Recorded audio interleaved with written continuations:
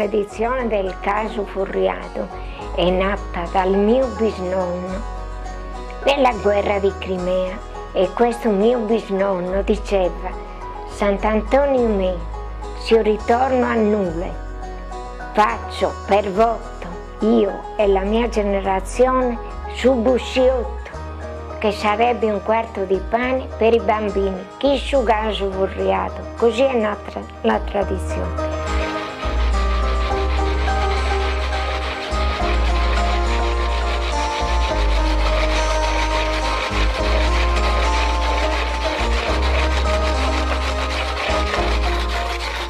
Prima si preparava il grano, portavamo tutti un quarto idrico, cioè un 25 kg di grano, si lavava e si asciugava e poi si puliva e si portava al mulino.